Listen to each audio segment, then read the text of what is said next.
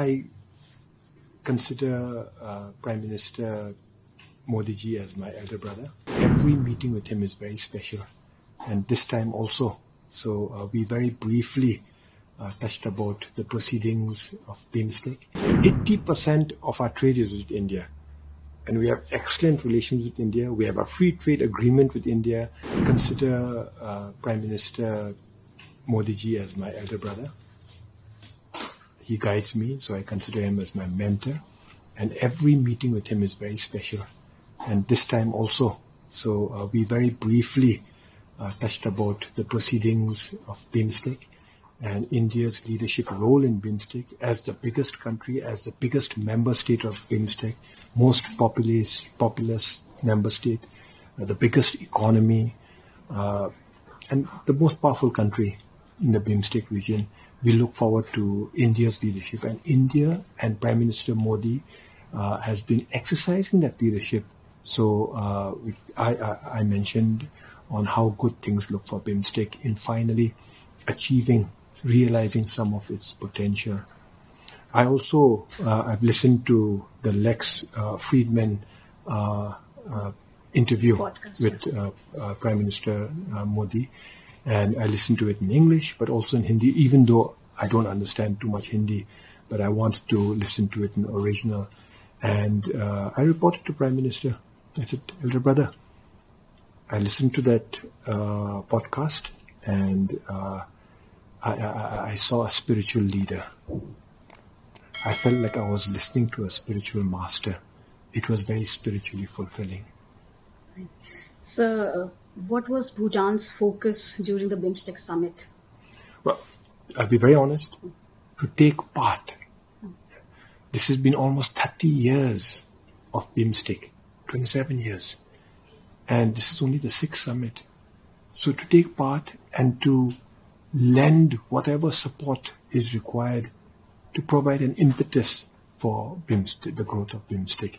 So we didn't have any specific agenda. Mm-hmm. If there is a specific agenda, which all the countries agreed on, is that given the backdrop of a recent earthquake that has destroyed countless lives and caused so much damage in Myanmar and also affected Thailand, we conveyed our condolences, our sympathies, but really called for a mechanism to respond in the BIMSTEC region when one of our member states faces a crisis of this nature, a natural calamity. We need to have within BIMSTEC a mechanism to respond immediately. And we don't have that, a mechanism to respond collectively and immediately.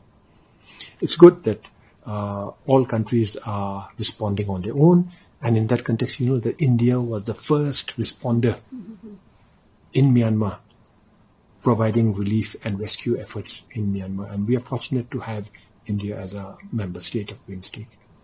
So you always refer Prime Minister Modi as your elder brother and mentor at several occasions. How would you define him as somebody who has, under whose leadership the India-Bhutan relationship has evolved?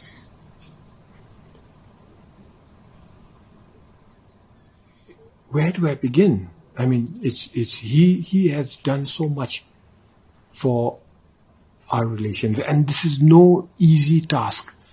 Because you must remember that Bhutan enjoys excellent relations with India, historically.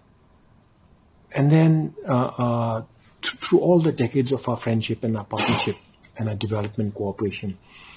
And for Prime Minister Modi ji to expand on the relationship is very difficult. And it really began, I think, with Neighborhood First. Yeah. I would imagine that not just his hands of friendship, but open friendship to all neighborhood countries was offered. And I'm sure some of them have accepted it. In Bhutan's case, it was only natural we accepted. And therefore, our friendship has become stronger by leaps and bounds. Mm-hmm. Remember, the baseline was already strong. And for it to become even stronger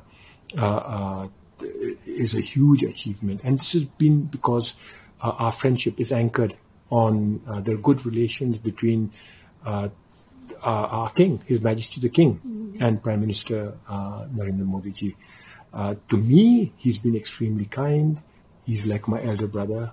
He's and you know, in the Indian subcontinent, when you have a relationship between an elder brother and a younger brother, it is very strong. Similarly, I see him as my mentor.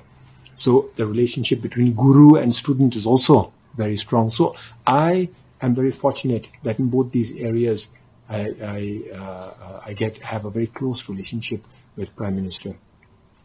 Now, for the 13th five-year plan, Prime Minister, my elder brother, Prime Minister, and the government of India were very generous.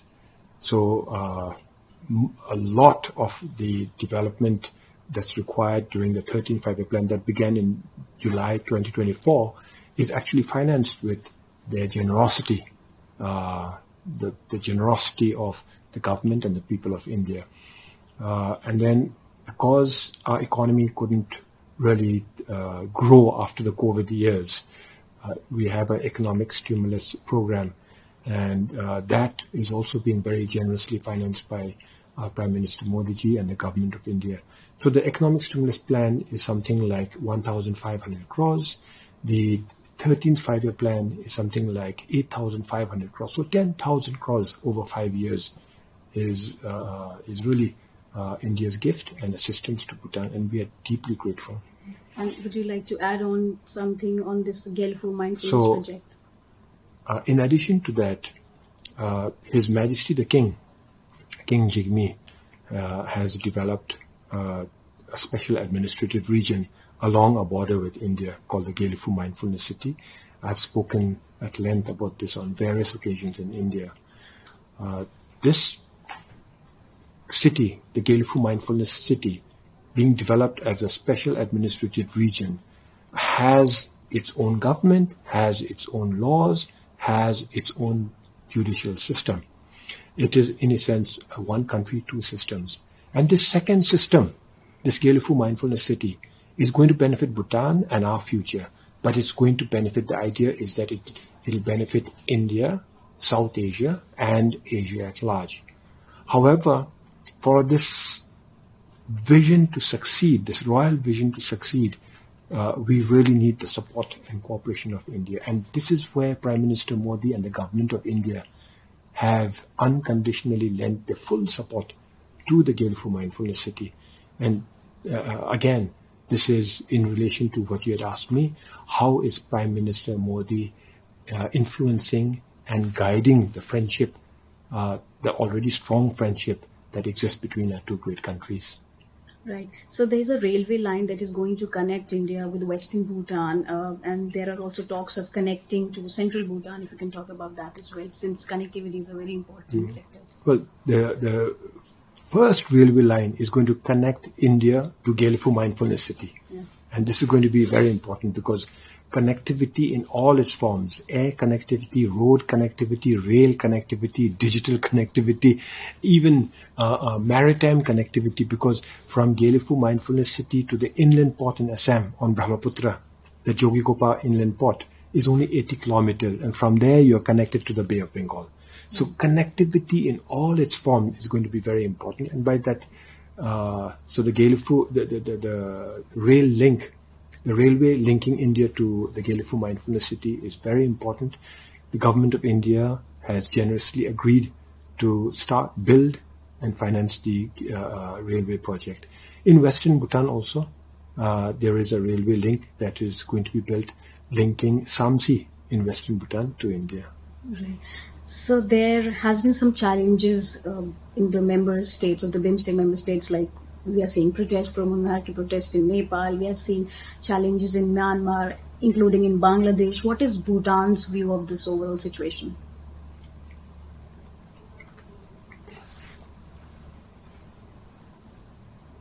We should not talk about other countries, no? Okay.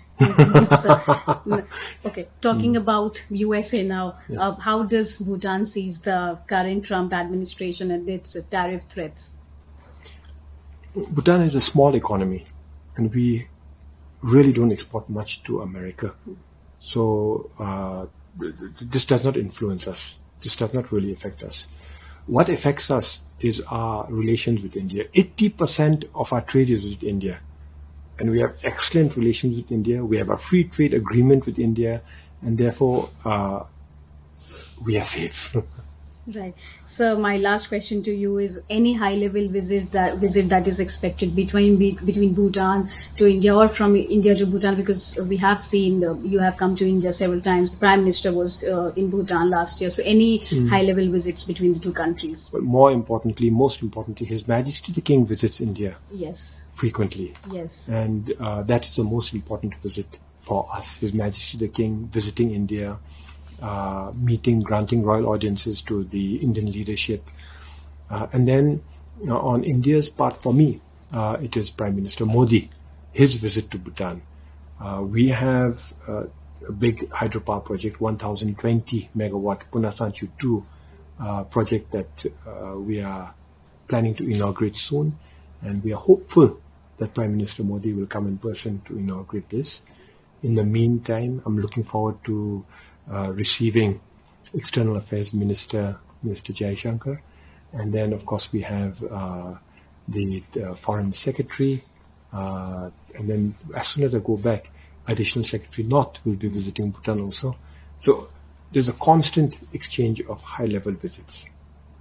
Thank you, Excellency. Thank you for talking with us. Thank you, Ayushi ji. Thank you.